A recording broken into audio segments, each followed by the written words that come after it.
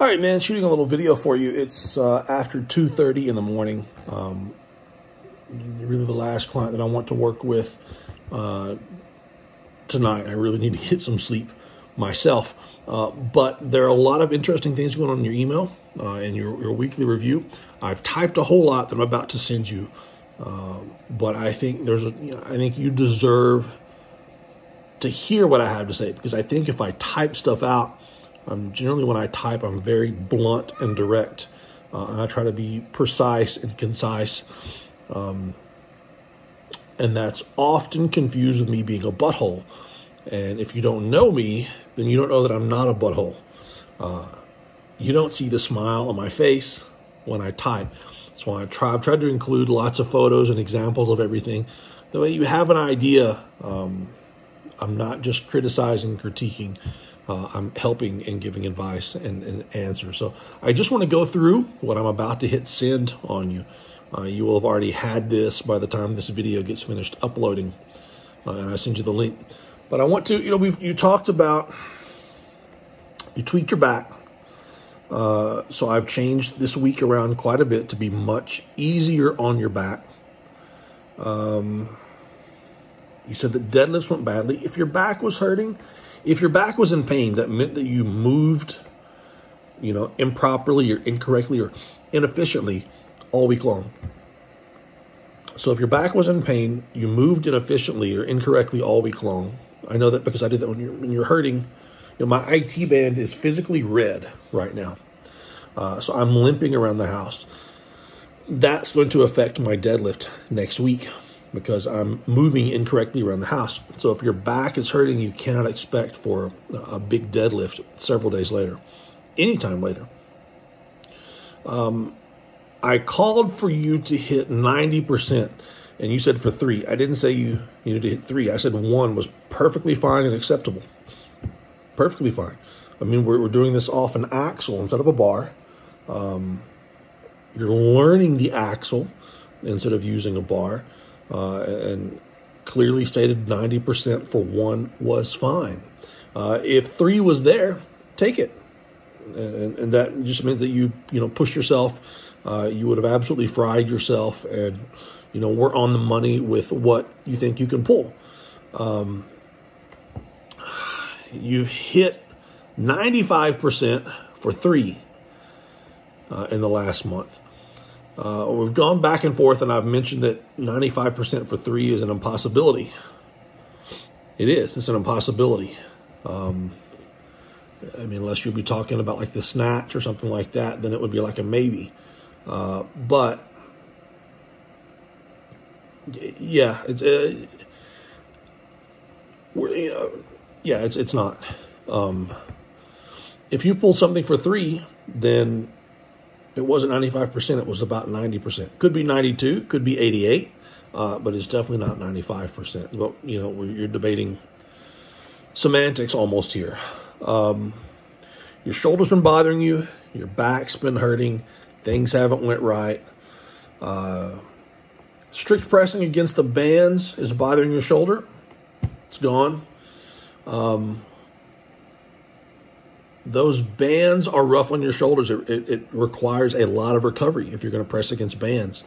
As you're driving, if you have any misrotation, and when you're pressing, I can see on your press there are lots of misrotations going on, and you're too close to the contest to fix it. It would take a long time drilling patterns and patterns and patterns to fix it. You're too close to a competition to fix it. So I've got you working on strict press, so it's slower. You know what? You're better at jerks and push presses. Why? Because your mistakes happen much more rapid, and they're covered up by a fast press. So the mistakes are either causing the shoulder pain, or there are weaknesses causing the mistakes, causing the shoulder pain. I hope that makes sense. So that's the big reason why strict press is killing your shoulders. It's exposing every weakness that there is. It's making you use those muscles that aren't enjoying being used, and your body's moving incorrectly. Let me see. Let me see, I'm address the 90% issue. We can move the strict press, which I did in the programming. You keep saying it's your not so good week's write-up. Your week was fine, man. Your week was fine. You're not disappointing me at all, that's for sure. You shouldn't feel like you're disappointing yourself either. Let me see. Your gym platform, you're working from home, it sounds like. You spent the week refurbishing the platform. It was a much bigger job than what you expected, shifting equipment, moving everything around. 2 days of work. I'm seeing why, recovery is suffering. That's a lot of work, man. It really is. Your lower mid-back is still feeling a tad off from last week's log. Bands can do that as well. Getting rid of the bands. When you do as much as you can to get your back recovered. If you can set up any kind of reverse hyper in your rack with a piece of wood going across the rack, I can send you some photos of what I've done before. Just laying across it and hanging, letting your lower back decompress, or whatever your back is hurting, letting it decompress would be absolutely wonderful. And a light swing would be wonderful. Let me bold this as well. I forgot to bold that when I sent it to you. You need to find some hot cream. I sent you the photo of the one that I used. It's absolute fire. That's 0.75%. It's that really hot pepper stuff. It will set you on fire. Do not touch it with your hands, even if you think that you can. Get a selfie stick or a back scratcher, back scrubber. I use a really long spoon. I can't touch my back anyway. But apply on the areas that hurt. It will warm up those areas and help them not hurt. As far as therapy work, I sent you some photos of the Donnie Thompson stuff. I have a lot of people do this. They don't have a reverse hyper. The point is just to move. Bring your legs up, bring them out to the side, twist, turn. You want to get that point in your back that's hurting to be the pivotal point of your body. You want that to move. Cannot think of the name of the muscle that runs very tiny, runs up the edge of the spine, both sides. I always say it wrong anyway. But once it gets irritated, it's really hard to get it not irritated because it's inflamed and everything hurts and it changes the way you move and your spine never resets. This is an exercise that's decent at doing that. The reverse hyper is amazing at doing that, getting those little muscles to relax and allowing the spine to reset. But you can do those really, really often. You can do those with bands. You hook like an average band up to it, let it pull your feet back. So it's really stretching and pulling back, and that way you can relax into it, which is important. It's important to be able to relax into a stretch. And that's hard to do when you're in pain. I hate all the little mobility guys showing some kind of stretching. If your back hurts, do this. I'm like, dude, if my back hurts, I can't touch my knee. You expect me to get in the floor and put my ankle over my head? Anyway, do the best you can. Let the band do the work for you. We're going off issues of sleep. I'm not going to talk about how many hours of sleep you are not getting. But I mentioned here you need to get help for that. I fully understand, and you need to get help for that. It's very common. I'm guessing that you probably go through some parts of mania and depression. My guess.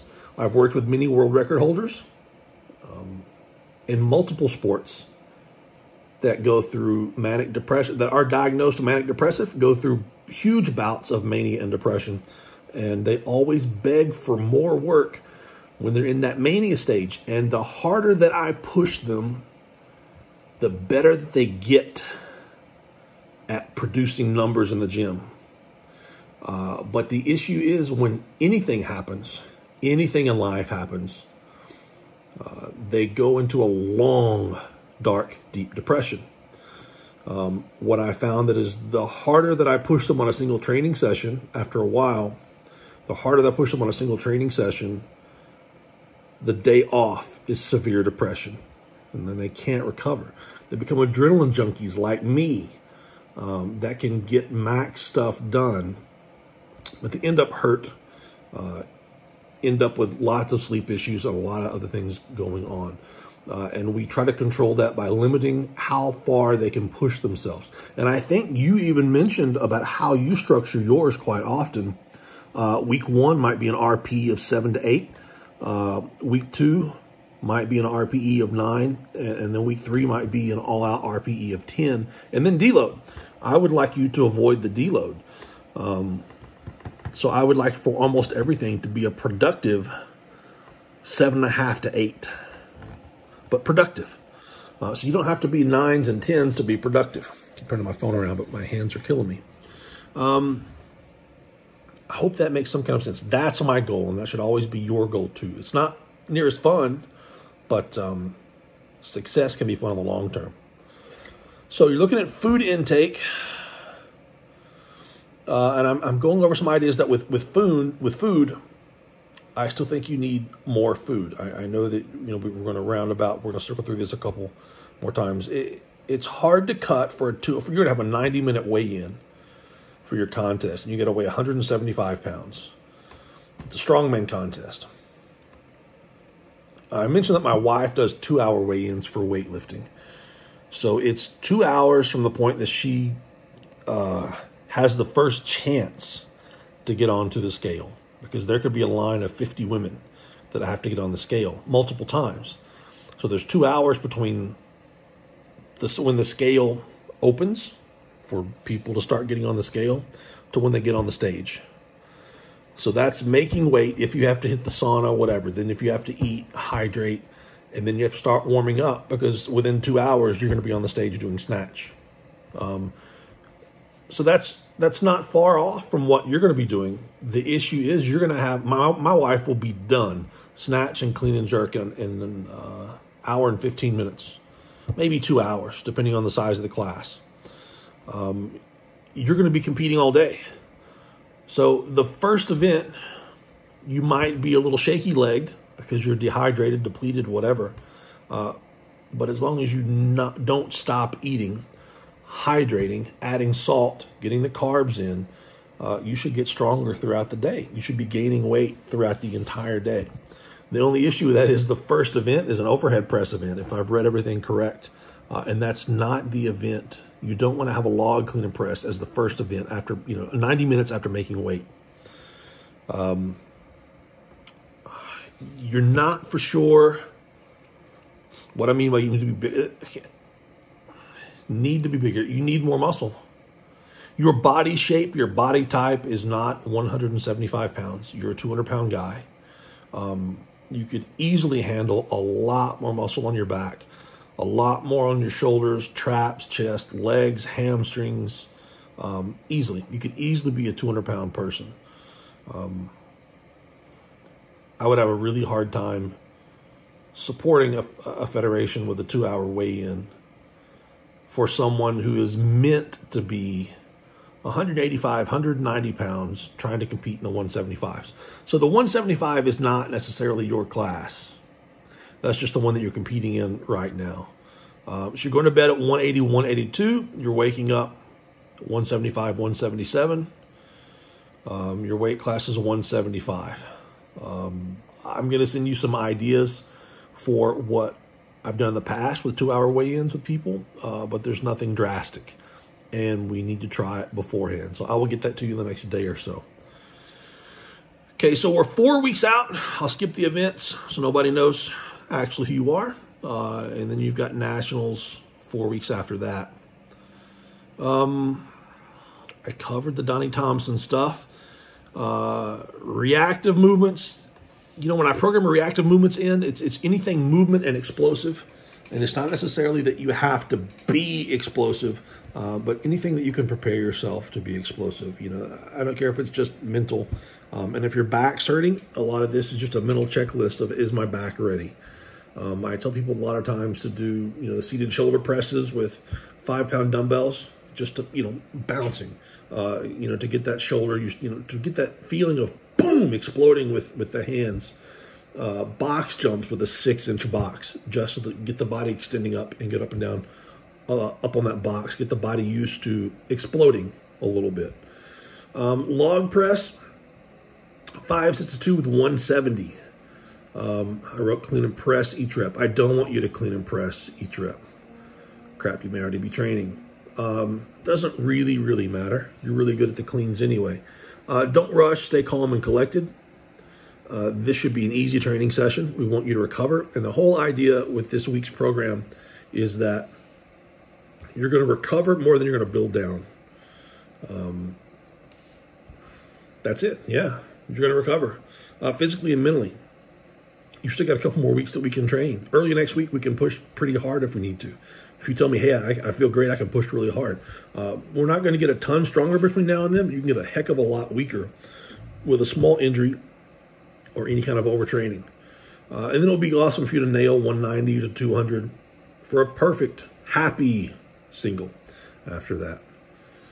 Log press push-ups. And then I've taken out pretty much everything else except some delts. Side, front, rear, just some muscular work, as long as it doesn't hurt. Get some abs in. Day 2, we're looking at the same kind of tissue prep, foam roll, warm up, the low box jumps. Those are important. 6-inch box is fine. Don't use a tall box.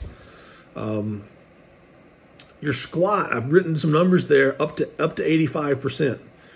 I really think if your back is bothering you, if you walk in the gym and you don't just feel thick and pumped, do the 50 for 5, 60 for 3, 70 for 2, and 75 for 1, and stop. Call it a day.